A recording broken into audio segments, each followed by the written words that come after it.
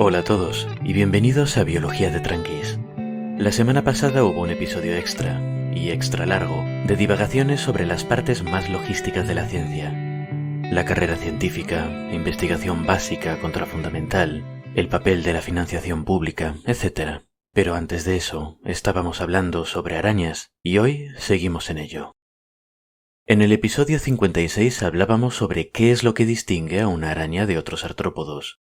Lo hicimos fijándonos principalmente en caracteres externos, es decir, en sus zonas corporales y en las formas de los apéndices que las acompañan. En el caso de las arañas, teníamos dos zonas principales. Por un lado, un prosoma acorazado con un par de quelíceros, un par de palpos y 4 pares de patas. Por otro, un opistosoma o abdomen, en el que como únicos apéndices encontramos una serie de hileras conectadas a una serie de glándulas dentro del abdomen. Fabricada por estas glándulas y expulsada ordenadamente por estas hileras, encontramos la seda de araña, una de sus características más notables, de la que hablamos con detalle. En una primera versión del episodio 56 decía que las arañas eran los únicos quelícerados que producían seda. Orlando Muñoz, creador del podcast hermano La Cueva del Topo, me apuntó rápidamente que los pseudoescorpiones y algunos ácaros también usan seda. Estas sedas están asociadas a distintos órganos y tienen distintos orígenes evolutivos, pero superficialmente pueden llevar a confusión. Le puse un pequeño parche al episodio al haberlo escuchado poca gente, pero para los 30 o así que los devoráis nada más salir, lo primero, gracias, y lo segundo, ya quedáis avisados. Y ya que estamos con eso, os recomiendo encarecidamente La Cueva del Topo. Orlando es un profesor de universidad que sabe muchísimo de biología y de historia de la ciencia, y que tiene un excelente gusto musical. A mí la verdad me está encantando el programa. Pero sigamos con el tema, que son las arañas. Hoy vamos a pasar del caparazón y a mirar un poco debajo del capó. Empecemos por el sistema respiratorio, que en arañas tiene un poquito de miga. La estructura que caracteriza el sistema respiratorio de las arañas es el llamado pulmón en libro. Un nombre muy bien puesto que me ahorra pensar analogías. Esta estructura está situada dentro de un pequeño espacio en el abdomen de la araña, que se abre al exterior mediante un hueco, o espiráculo, controlado por músculos. El principio básico de una estructura respiratoria viene a ser siempre el mismo, maximizar el contacto entre el organismo y el medio. Esto es lo que nos permite absorber oxígeno del aire para mantener funcionando nuestras siempre hambrientas mitocondrias, y para desechar el dióxido de carbono que produce su actividad. En el caso de los pulmones en libro, la forma en la que se consigue esta gran superficie es mediante un montón de láminas de tejido muy fino apiladas unas encima de las otras, con el espacio justo entre ellas para que pase el aire. Por dentro de estas láminas, al otro lado de sus finísimas paredes, está la hemolinfa, con H, el fluido que rellena a las arañas por dentro y que tiene un papel fisiológico parecido al de nuestra sangre. Mediante este arreglo, el oxígeno pasa de la atmósfera a la hemolinfa, el dióxido de carbono hace el camino inverso y la araña sigue funcionando un ratito más. Los pulmones en libro no son únicos de las arañas y podemos encontrar estructuras parecidas en amblipigios y uropigios.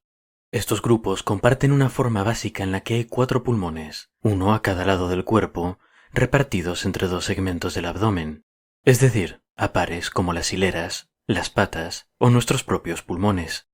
Debido a esto, a estos grupos se los llama tetrapulmonata, o animales con 4 pulmones. Los escorpiones también tienen pulmones en libro, de hecho tienen más que nadie, 4 pares. A día de hoy no está muy claro si estos 8 pulmones tienen un origen evolutivo independiente, o si han evolucionado de un ancestro común entre tetrapulmonata y los escorpiones que usaba pulmones en libro también. Pero volviendo a las arañas, ellas están sin duda dentro de ese grupo de los arácnidos de 4 pulmones, los tetrapulmonata. Pero como siempre la biología es una disciplina poco dada a seguir las reglas de nadie, mucho menos las de los biólogos, y los sistemas respiratorios de las arañas no son una excepción. Dentro de las arañas podemos encontrar 3 grandes grupos. Uno son las arañas mesotelas, un grupo relativamente pequeño que conserva muchas características consideradas primitivas, parecidas a las del ancestro común de todas las arañas. Notablemente conservan una segmentación clara en el abdomen, que otras arañas no tienen. Otro grupo son las arañas migalomorfas, que incluyen a cosas como las migalas, lógicamente, las tarántulas, y a otras como por ejemplo la araña de embudo australiana, que es conocida porque es especialmente venenosa y a veces puede representar un peligro para la gente. Las mesotelas y las migalomorfas tienen los 4 pulmones en libro típicos del grupo. Las que nos fastidian la regla son las araneomorfas, que se puede traducir al nombre muy poco útil de arañas en forma de araña. Muchas gracias. Y que incluyen la grandísima mayoría de las arañas que vemos normalmente, como las que tejen trampas aéreas o las saltadoras. En general, las arañas con forma de araña se consideran más alejadas del ancestro común de todas las arañas. Tienen más innovaciones evolutivas, y el aparato respiratorio incluye algunas de ellas.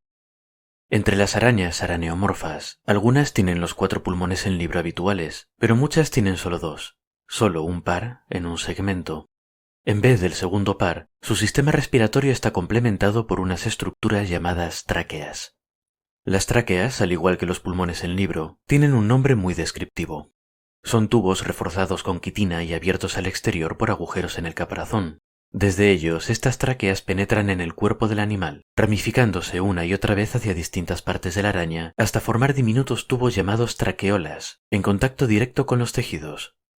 Quizá esta estructura de tubos ramificados os suene del micelio de los hongos, las raíces de los árboles o los bronquios y bronquiolos de nuestros pulmones. Al igual que en estas estructuras, las tráqueas han evolucionado para maximizar su superficie, en este caso con el fin de intercambiar gases directamente con los tejidos del organismo. Entre las arañas con forma de araña, nunca lo superaré, hay incluso algunas especies pequeñas que han perdido completamente los pulmones y que usan solo tráqueas. Las arañas, por cierto, no son los únicos animales que usan tráqueas. Otros arácnidos no pulmonados, como los ácaros, los solífugos o los opiliones, usan exclusivamente tráqueas, y son también el principal sistema respiratorio en insectos y miriápodos. Estos sistemas respiratorios tan diversos que encontramos en arañas se traducen también en algo de variación en el sistema circulatorio. Su forma básica es un sistema circulatorio abierto, como hablamos en el episodio de los artrópodos. El corazón es un tubo que remueve la hemolinfa, pero que no cuenta con nuestro sofisticado sistema de vasos sanguíneos. En vez de eso, la hemolinfa baña directamente los tejidos, y ahí ocurre cualquier intercambio de gases, de nutrientes, de lo que sea. Ahora bien, de nuevo, las cosas en biología son complejas, y no podemos hablar simplemente de sistemas circulatorios abiertos o cerrados. En el caso de las arañas que confían más en pulmones en libro, tenemos el problema de que el oxígeno está muy concentrado en una única parte del cuerpo. En estos casos, se hace necesario un sistema circulatorio un poco más sofisticado, con vasos sanguíneos que recojan la hemolinfa oxigenada de los pulmones. El oxígeno dentro de esta hemolinfa es transportado pegado a una proteína llamada hemocianina, también con H. Es parecida a nuestra hemoglobina, pero en vez de ser roja pilla un color azulado cuando está oxigenada, aunque las arañas no suelen tener suficiente hemolinfa como para que se aprecie claramente, así que no las vayáis pisando por curiosidad. En estas arañas que usan pulmones, tienden a haber también una serie de arterias que parten del corazón hacia órganos importantes. Sigue siendo un sistema circulatorio abierto, y al final de estas arterias la hemolinfa desemboca en la cavidad general del cuerpo, en vez de pasar a una red de venas como en nuestro caso, pero de esta forma la hemolinfa oxigenada queda un poquito mejor repartida.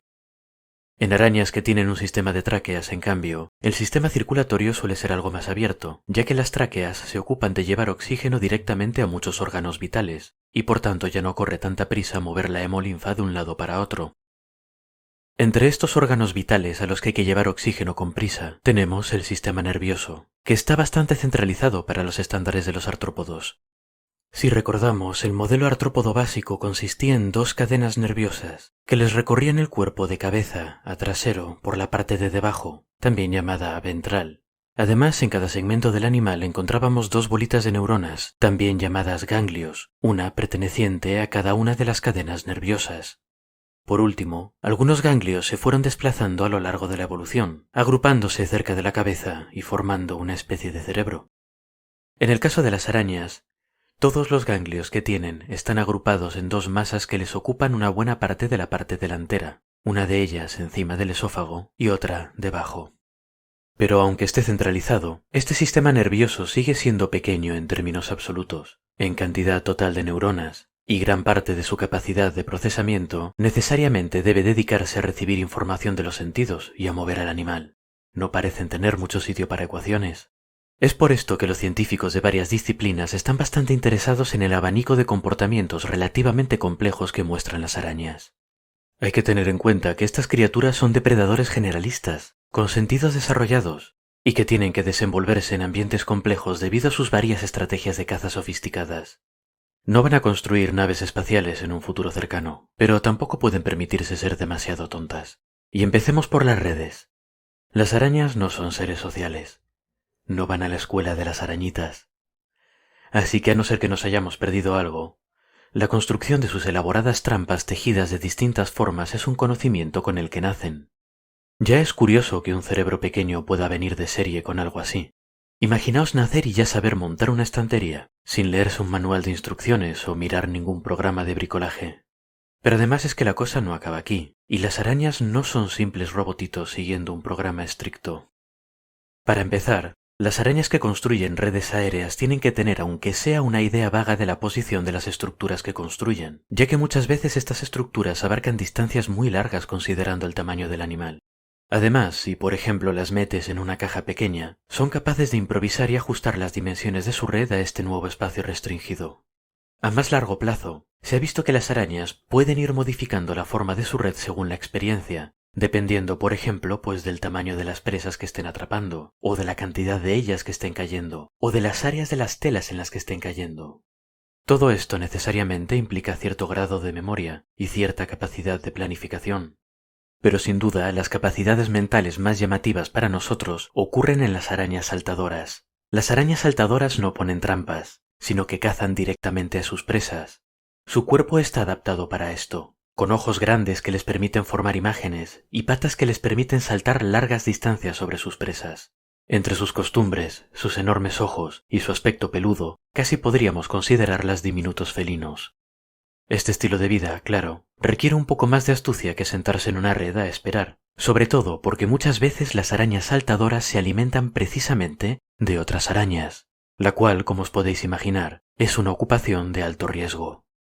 Para evitar convertirse rápidamente de depredadores en presas, las arañas saltadoras han tenido que espabilarse bastante y han desarrollado técnicas de caza muy sofisticadas, al menos para un artrópodo con un cerebro pequeñito.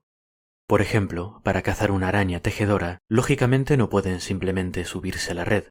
Esto alertaría a la araña y la lanzaría sobre ellas, y tendrían que rezar para no quedarse pegadas. Lo que hacen en vez de eso es trepar por una ramita que quede por encima de la red, descolgarse con un hilo de seguridad a lo Misión Imposible y saltar sobre la otra araña que estaba tan tranquila en medio de su red.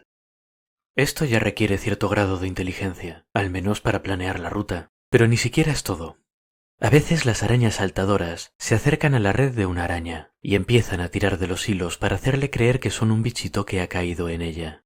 Mediante ensayo y error, encuentran la combinación de señales que causan la reacción que quieren, que cambia según el tamaño de la araña residente. A las arañas pequeñitas las intentan convencer de que carguen hacia ellas ciegamente, mientras que si son más grandes, intentan que se acerquen más dubitativamente para intentar pillarlas por sorpresa. También saben acercarse por detrás a cierto tipo de arañas que son capaces de escupir seda pegajosa. Las arañas saltadoras, pues, son capaces de aprender, de distinguir unas presas de otras, y de desarrollar estrategias específicas para cada una. Y sin duda mi ejemplo favorito de esto es el de las hembras de una araña saltadora del sudeste asiático, con el nombre científico Portia labiata, que eligen como presa a los machos de su especie. Entre las arañas no es raro encontrar lo que se llama canibalismo postcopulatorio. No ocurre en todas, ojo, y en muchas especies la cópula ocurre de forma perfectamente normal y sin incidentes. En el caso de las arañas, los machos usan los palpos para introducir un saquito de esperma en las aperturas genitales de la hembra, y luego cada uno se va por su lado. Pero en otras especies, sobre todo en aquellas en las que la hembra es bastante más grande que el macho, a veces ella se da cuenta de que su recién estrenada pareja ya no le sirve para nada. Y no solo eso, sino que además está hecha de comida. En estas ocasiones lo único que le queda al pobre macho es escapar, con diversos grados de éxito. En otras especies, sin embargo, el canibalismo ni siquiera tiene por qué ser post-copulatorio, y acercarse a una hembra es un auténtico deporte de riesgo para el macho. Este es el caso de Portia labiata. En esta especie, la hembra responde a los acercamientos del macho mostrándose tranquila y receptiva, solo para dejar que el macho se suba encima, revolverse de golpe y devorarlo. Esto puede ocurrir antes, durante o después de que la transferencia de esperma ocurra, lo que comprensiblemente hace que los machos muestren tendencia a escapar ante el menor movimiento brusco durante todo este proceso. Ahora bien, el verdadero genio lo muestran algunas hembras que hacen exactamente esto, pero todavía son demasiado jóvenes para aparearse. Una hembra inmadura de araña no tiene aperturas genitales, sino que éstas aparecen en el caparazón nuevo cuando el animal ha crecido lo suficiente y realizado cierto número de mudas. Estas hembras, pues, no podrían aparearse aunque quisieran, son como muñecas Barbie, pero de todas formas realizan todo el ritual de cortejo con el macho para traerlo cerca, y lo devoran mientras el pobre busca unos genitales inexistentes. ¿Por qué ocurre esto?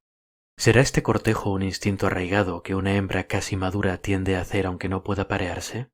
Puede ser. Pero la explicación más interesante y horripilante es que en el caso de Portia labiata, las hembras consideran a sus machos una presa como cualquier otra, y como ocurre con todas las otras presas, tienen estrategias específicas para cazarlos. Hay que reconocer que esto tiene su componente tragicómico, y es quizá inevitable empezar a pensar en este tipo de comportamientos en términos humanos, pero tenemos que recordar que los animales no son personas, y las arañas mucho menos. Su mentalidad nos es completamente ajena, y el sexo y la reproducción no tienen el enorme rol social y cultural que vemos en el ser humano. En el caso de las arañas, animales que no son demasiado sociables, no hay una razón específica por la que una hembra no pueda intentar comerse a un macho, así que lo hacen, sin ninguna intención buena o mala. Por su parte, los machos de especies con canibalismo postcopulatorio desarrollan estrategias para evitarlo, como por ejemplo entorpecer a las hembras con seda u ofrecerles una presa para que se entretengan mientras ellos hacen lo suyo. Hasta aquí todo lógico, ¿verdad? Pero ahora viene lo realmente raro. En algunas especies de araña, como en algunos miembros del grupo de las viudas negras, los machos no solo no tienen estrategias contra el canibalismo postcopulatorio, sino que cooperan activamente. Algunos renuncian a escapar. Otros directamente ofrecen su abdomen a la hembra. Otros, como en el caso de la araña pescadora, directamente mueren durante la cópula, haciendo el canibalismo, claro, algo no demasiado difícil. Es relativamente fácil explicar una estrategia evolutiva que consiste en comerte a tu pareja. Es algo más difícil, y mucho más interesante, explicar una que consiste en ser comido. Pero los científicos están en ello y tienen sus hipótesis. En la araña pescadora, una hembra que devora a su macho después de la cópula pone el doble de huevos que una que no, o una a la que no le hayan dejado comerse al macho, pero le hayan dado un grillo a cambio. Parece que los machos de esta especie son especialmente nutritivos para sus hembras, y su sacrificio, por tanto, los ayuda a pasar más copias de sus genes a la siguiente generación. Es su forma de ser buenos padres. En otras arañas con canibalismo postcopulatorio, como algunas del grupo de las viudas negras, los palpos que los machos usan para copular se rompen durante el acto y quedan taponando los genitales de la hembra, lo cual hace más difícil que la hembra resulte fecundada de nuevo en el futuro. Muy bien, ahora juntemos todas estas pistas. Imaginemos un macho que sea pequeño, porque ha crecido poco y rápido antes de alcanzar la madurez sexual para adelantarse a otros machos de su generación. Imaginemos que encuentra rápido una hembra, que copula, tapona una apertura genital para ponérselo difícil a los que vengan después, y se sacrifica para garantizar que la hembra va a poner muchos huevos, con él, como el padre. Esta sería una estrategia viable, y es un ejemplo perfecto de cómo la evolución no siempre favorece lo que es mejor para los organismos individuales, ni tiene una dimensión moral. Para ser favorecido por la selección natural, no tienes por qué ser más fuerte, más listo, más longevo o vivir una existencia más satisfactoria. Solo tienes que dejar más copias de tus genes dentro de tu contexto ambiental. No está demostrado que esto sea lo que está ocurriendo con las arañas. Es solo una explicación que se baraja, pero no es una mala explicación, y tiene su evidencia detrás. Y mientras tanto es indiscutible que este misterio hace a las arañas organismos interesantísimos para biólogos evolutivos, de la misma forma que su comportamiento las hace fascinantes para neurocientíficos, de la misma forma que su seda las hace fascinantes para bioquímicos. Solo con esta pequeña introducción que hemos hecho, ya tenemos al menos 3 misterios en 3 disciplinas distintas. Respetemos y cuidemos a las arañas entonces, porque tienen muchísimas cosas que enseñarnos. Por ahora hemos acabado con las arañas, y con los artrópodos también, pero no nos vamos muy lejos. En el siguiente episodio hablaremos de unos primos muy interesantes de los artrópodos, los onicóforos o peripatos. Hasta entonces pues, y espero que os hayan gustado las arañitas.